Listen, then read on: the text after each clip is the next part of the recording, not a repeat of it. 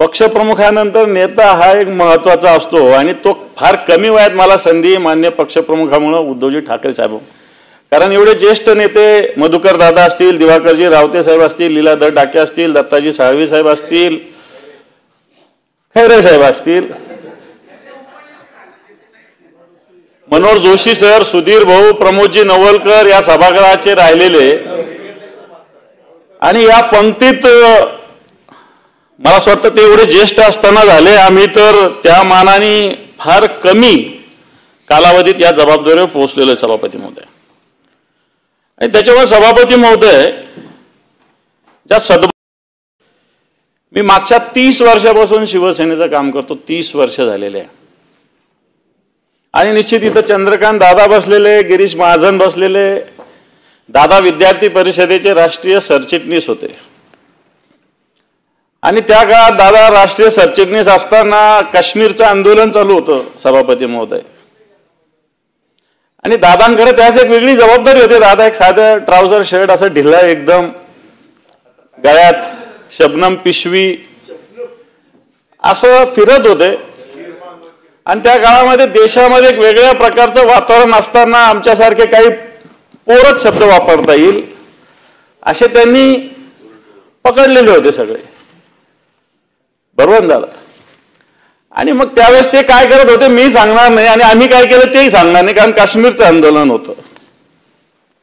परंतु मला एक अभिमान आहे की जेव्हा तिरंगा फडकवायला जेव्हा श्रीनगरला मुरली मनोहर जोशी गेले होते त्याच्यामध्ये मी सुद्धा होतो सभापती महोदय। परंतु मूळ सगळ्यांनी सांगितलं मी भाजपचे एवढे वर्ष काम केलं, परंतु मूळ आता जर मी 30 वर्ष शिवसेनेचं काम केलं आणि 15 भाजपचं केलं तर 45 इथंच झाले, माझं वय 55 होतंय।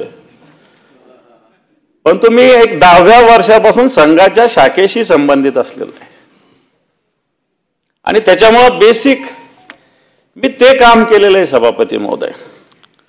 आणि मला असं वाटत नाही की आमच्या जिल्ह्यात असो जिथं जिथं संघाने चांगलं काम केलं तिथं तिथं शिवसेना रुजलेली सभापती महोदय, कारण हिंदुत्वाचा विचार होता आणि त्यावेळेची भाजपची विचारसरणी थोडीशी लोकांना अशी अग्रेसिव्ह वाटायची नाही आणि मग जिथं जिथं संघाचा विचार होता तिथं तिथं शिवसेना नैसर्गिकरित्या रुजली सभापती महोदय।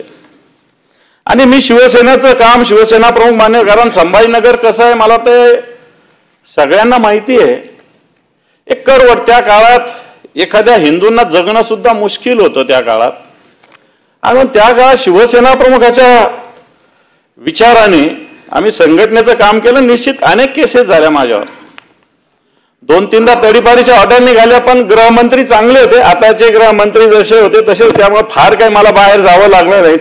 त्यास मग RR पाटील होते वगैरे वगैरे होते, परंतु त्यावेळेस असा काही विचार नव्हता करत की हा दुसऱ्या पक्षाचा आहे शिवसेनेचा आणि याला तडीपार केलं पाहिजे, असं काही त्यावेळेस RR पाटील होते। मला आठवतं की आमच्या तडीपारी त्यांनी सहज थांबवल्या होत्या। एकदा जळगावच्या शिबिरात मी होतो, गिरीश महाजन मी एका सतरंजीवर झोपलेलो आहे, तो युवा मोर्चाचं आम्ही काम करत होतो, बरं का देवेंद्रजी।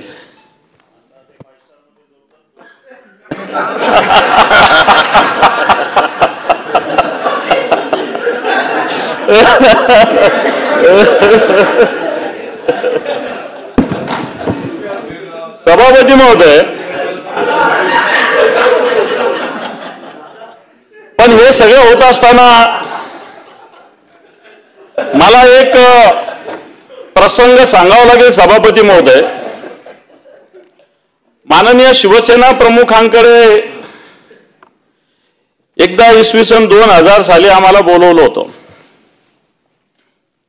म्हणजे 25 वर्षापूर्वी, आणि आमच्या शहराचा काही शहर प्रमुख ठरवायचा होता आणि त्यावेळेस शिवसेना प्रमुख मुलाखत घेऊन अशा पद्धतीनं नियुक्ती करायची। माझी 2004ला जिल्हा प्रमुख त्यांनी मुलाखत घेऊनच नियुक्ती केलेली आहे।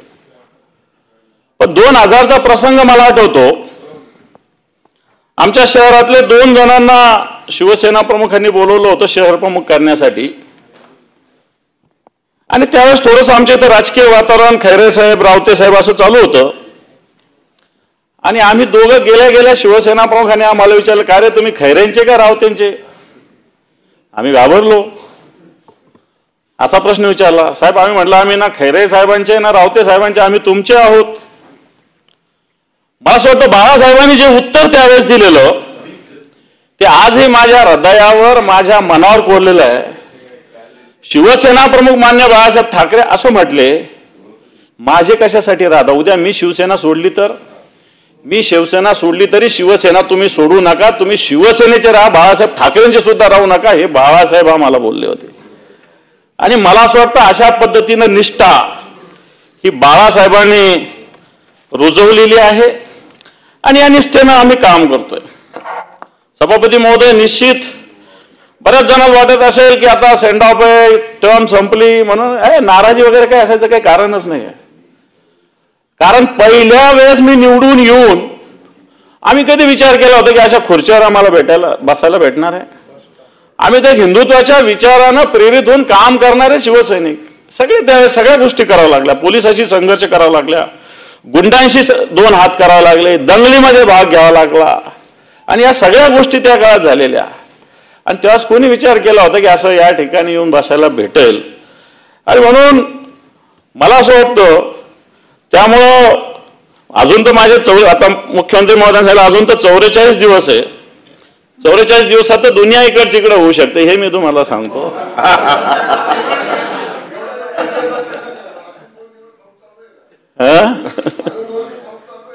आता ते मुख्यमंत्री महोदयांनी सांगितलं आज घ्या म्हणून. पण मला असं वाटतं त्याच्यामुळं लोकप्रतिनिधी असणं हे जरी महत्वाचं असलं तरी मला असं वाटतं जनतेचं काम असेल, इतर कार्यापासून समाज हा एक मोठा आहे, बाहेरचं जग हे फार मोठं आहे.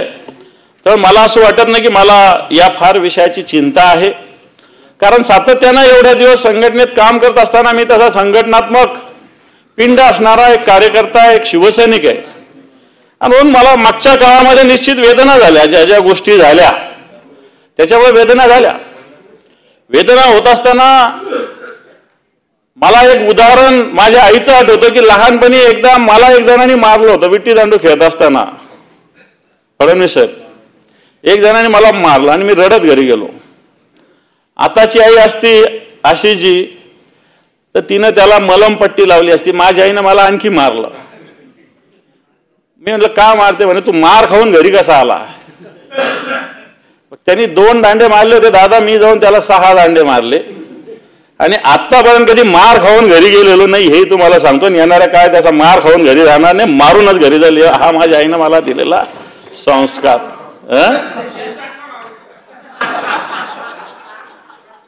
ते शिंदे साहेब बघतील.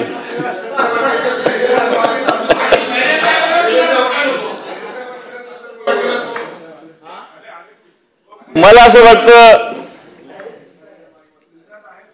मी आता सगळ्यांनी सांगितलं की मी विचारानं सगळ्या गोष्टी करेल. त्यावेळेसचं वातावरण वेगळं होतं.